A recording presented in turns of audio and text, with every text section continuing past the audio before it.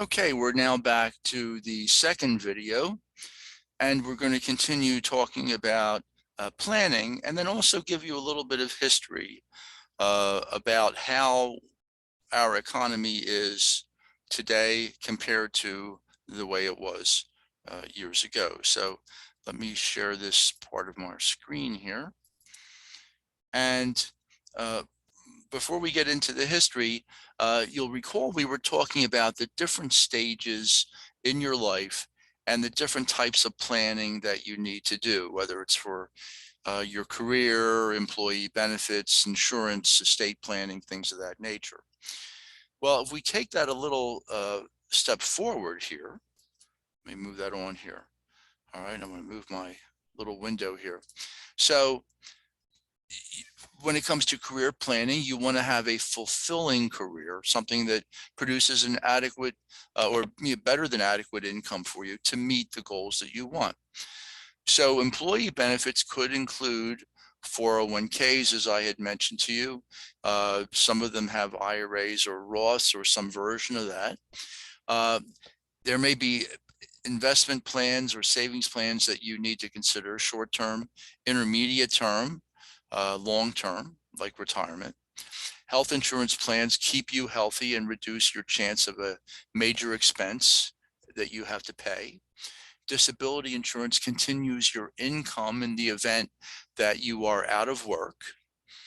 Life insurance provides funds for your dependents and others counting on you. Property insurance protects what you own and reduces any chance of a major expense because of damage, say house, auto, business, or liability insurance. This is if you get sued. Okay, so this is also an important part of your financial planning. Estate planning, you want to make sure that those who count on you will have, if you pass away, that there will be sufficient funds available for them, and that the assets go to them and not to other people who you really did not want the funds to go to. So that can be rather critical. So moving right along then. So here's a little bit of history. How did we get to the lifestyle that we have today? So we live right now at the current time at a certain standard of living. There was a certain standard of living 200 years ago, and there's a certain standard of living now. So basically, it's the normal or average way that individuals live their lives. For some individuals, if you're wealthy, you have a higher standard of living. For those who are have much less income, then they're at a lower standard of living. And then, of course, there are people who are anywhere in between those two extremes. So how did this standard of living that we have today in the United States, how did this happen? What events led up to today that made us what we have, the way that we have things today? All right, so many years ago, life was simple for most people. Not easy, but simple. In 1790, 90% of the population were farmers. People lived off the land. 90%. Okay, that's a pretty high number. Those who lived on farms got married and would typically have many children. There were several practical reasons for this. Infant mortality was high, occurring in about 1 out of every 3 births. So 1 in 3 infants did not make it through their childhood onto adulthood. Children often did not reach adulthood. It's rather sad commentary, but again, that was the state of medicine back in the day.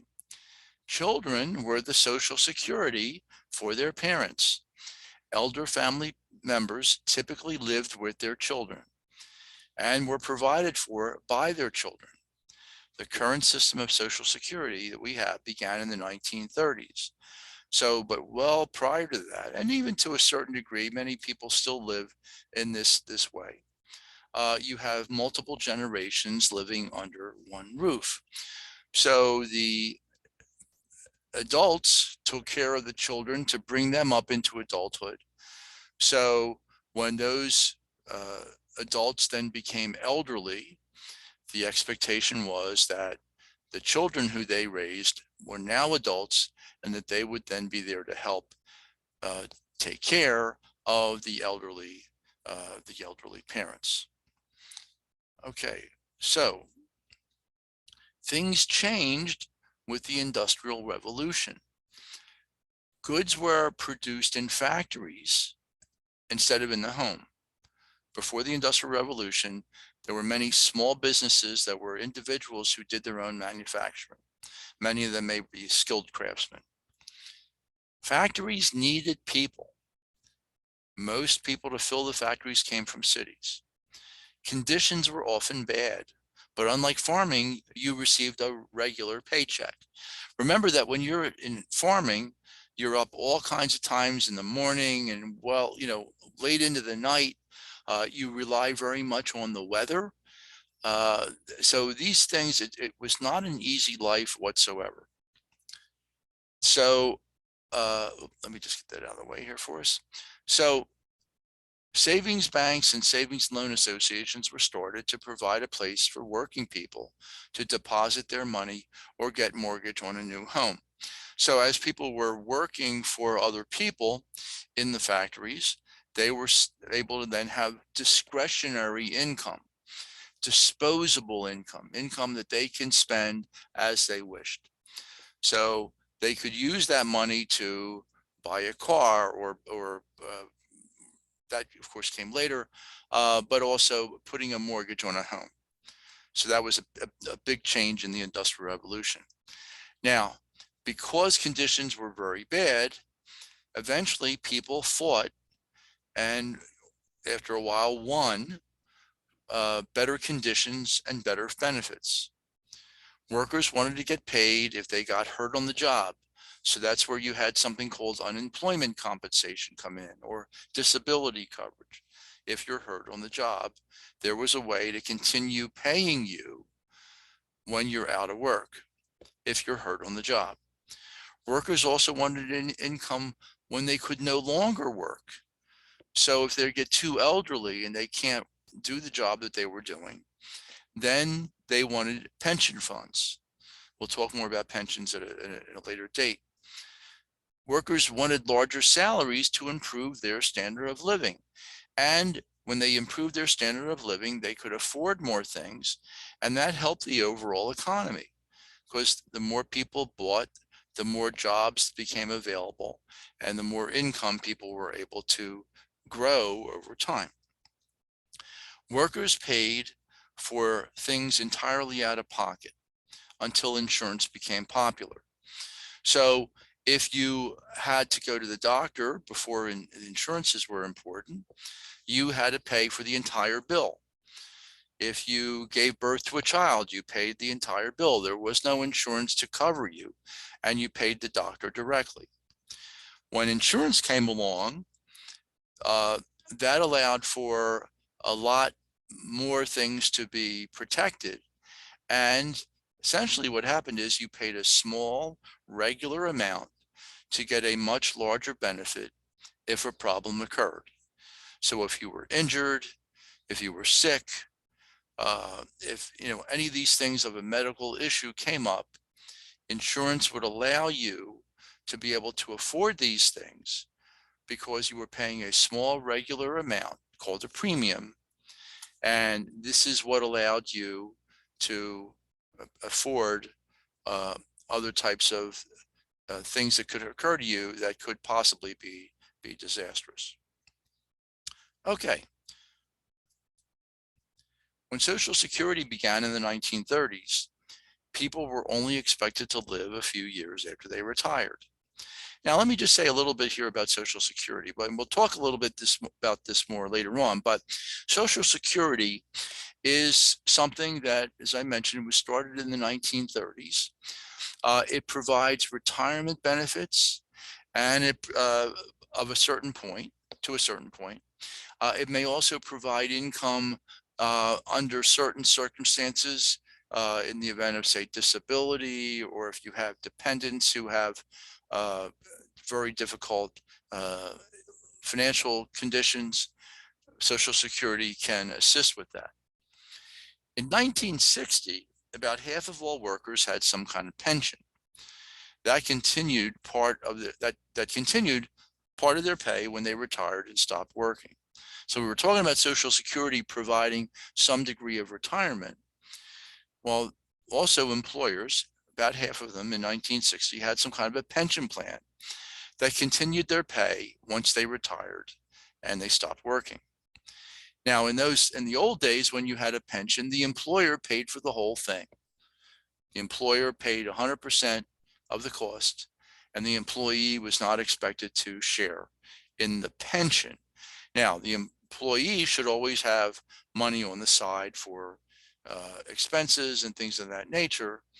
But when it came to the pension and a continuation of some amount of your income from when you were working, that was on the employer. At least that's the way it was back then. With better health care, people began to live longer than expected. Longer lives meant that money originally set aside for retired people was not enough. And eventually, many companies offered retirement plans paid for by employers and employees. These new retirement plans required the employees to make their own investment decisions. Okay, when the employer had all the responsibility, the employee did not have to think about how the money had to be invested. The employer took care of that with the pension fund. But once the employees got involved, and there were a number of reasons for that, but once the employees got involved, then they had to make their own decision about investment decisions. Most people have little understanding of investments. All right, so this is a very important decision that you're making here. How are you going to invest your money? So if most people have little understanding of investing and they have to make decisions regarding their future and the money that they've got to put aside, don't you see that there could be a problem potentially occurring? And if you see it, you're absolutely correct. And that is indeed one of the problems. And that's one of the reasons why I continue to teach, because I saw the benefits of 401k plans for my wife and I. And I saw that if you do it properly, you can actually wind up with more money than if you got an employer pension. But you just have to know what you're doing. And hopefully this class will put you on the right path. So one last slide for this segment here. So well-written personal and financial goals should be realistic. Okay, so what I've done, by the way, on the left side here, you can see the 6 different phases of making financial goals. But now on the right side, here to fine tune a little bit about what we're talking about. So you want your goals to be, now looking at the right side here, you want your goals to be realistic. A student working part-time is not likely to be able to afford a new car every couple of years. Okay. If that's your goal, unless you're making a really great salary as a student, it's not a realistic goal. You want to be specific. I want to save $5,000 for a down payment to buy a house, 5,000, 10,000, whatever. But you want to make sure that you have a specific goal, because if your goal is wishy-washy, you're not going to get it, because you're not even going to realize that you achieved the goal that you want, because it's not specific. Put a number on it, as they say. So a specific dollar amount, if you're going to be saving for a specific goal, like a down payment on a house, figure out how much you have to put down, and that's the amount that you have to save for. Okay, have a time frame. I want to pay off my credit card in 18 months. When we talk about credit, we will be talking about getting those credit cards paid off. But again, you want to be realistic, and you want to be specific about the time frame over when you're going to achieve those goals. So make sure that you are making your payments to, say, coincide with a specific time period. I want to be out of debt by X number of years, what have you. That's what you want to do, but be specific as far as the number of years. And you want to state the action to be taken.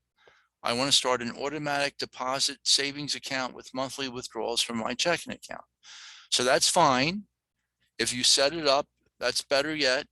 And you got to put a number on it again. Okay. So I want to save $100 a month. I want to save 250, whatever it is. State the action that you want to take, set it up, and then move forward with it. And just make sure that you're keeping up with that goal. Okay. If you are, and this goes back to a previous slide, if you plan wisely, you are part of the process of shaping your life. Without planning, your circumstances will control your life. That was also Ben Franklin. Okay, and with that, I'm going to move on to the next video. Thank you.